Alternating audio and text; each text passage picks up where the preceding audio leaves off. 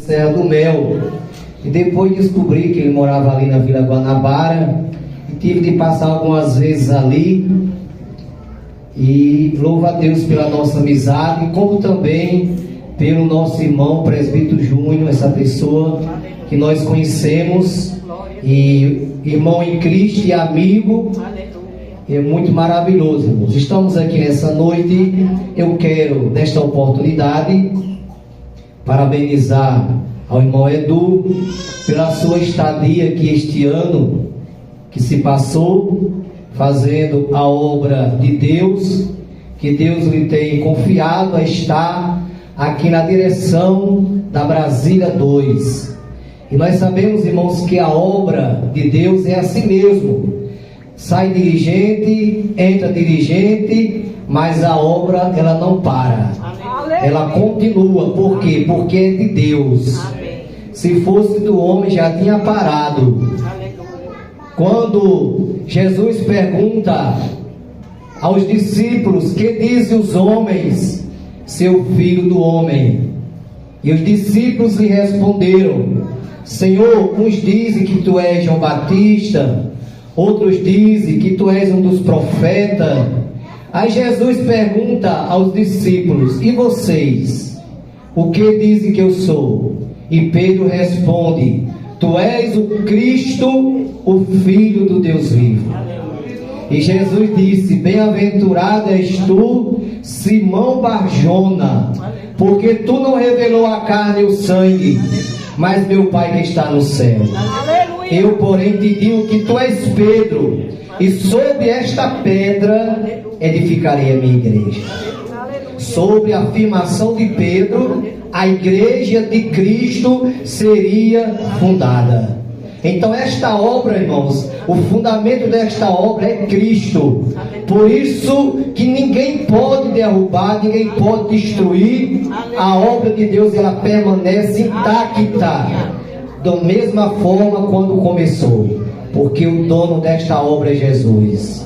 Eu louvo a Deus pelos irmãos que trabalham, que labutam na obra de Deus, os irmãos que são do ministério, aos que também não são do ministério, e louvamos a Deus por tudo. Nesta noite eu quero tomar por base o versículo 9 da leitura lida, quando Paulo aqui se refere ao seu filho na fé, Timóteo.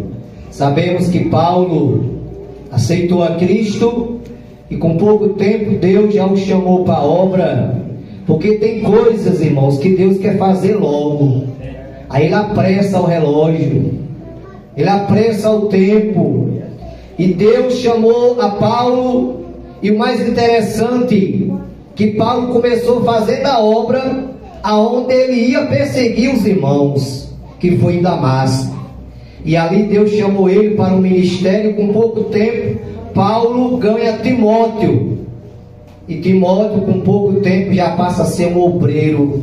E Paulo, como um homem cuidadoso na obra, zeloso, ensinador, Paulo cuidou do seu filho Timóteo, ensinando a ele os passos do ministério.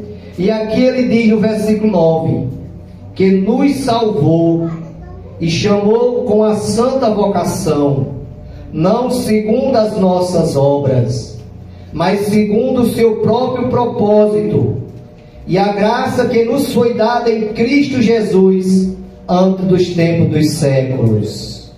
Então sabemos que os irmãos aqui do ministério, que são dirigentes, os irmãos foram chamados para esta obra. Foi Deus quem os chamou. E se Deus os chamou, Deus capacita a cada um de nós. Porque Deus não chama os capacitados, porque não existe ninguém capacitado. É Deus quem dá a capacidade. É Deus quem te usa na pregação. É Deus quem te usa na doutrina, no ensinamento para a igreja. Às vezes a gente vê irmãos preocupados, dizendo: Senhor, eu não sei, eu não posso. É verdade, nós não sabemos nem podemos, mas Jesus pode, Ele sabe. E é Ele quem capacita, é Ele quem dá a palavra no abrir da sua boca. A nossa missão como servo de Deus, como pessoa chamada para a obra, é orarmos, é lermos a palavra e nos entregarmos na mão de Deus, porque na hora certa Deus vai te dar a palavra. Quando você estiver no dia do culto de doutrina, que é um dia mais que eu considero difícil para um dirigente, para um pastor, porque ele tem que ter a palavra para a igreja. Porque eu já vi alguns obreiros dizer assim: eu abro a Bíblia se Deus me der. Não, senhor, eu tenho como obrigação de ter alguma coisa para a igreja. Aleluia. Porque quando a igreja vem para o culto de doutrina, vem esperando receber alguma coisa. Mas eu sei que os irmãos aqui são capacitados. Nosso irmão Edu, nosso irmão Júnior e a todos que dirigem as vilas, as congregações, são capacitados. E na hora certa, na doutrina, Deus dá a palavra, porque os irmãos pagam o preço. Os irmãos oram, os irmãos leem a palavra. E nesta noite é motivo de alegria, irmãos. Estamos aqui participando da posse do nosso irmão Júnior. Não sei se vou conseguir chegar até a Guanabara para a posse do irmão Edu, mas se der, estarei lá em nome de Jesus.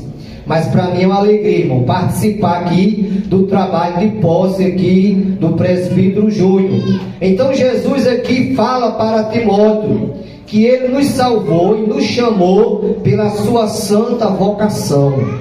Então os irmãos foram chamados por Jesus. Não foi o homem que lhe chamou, foi Jesus.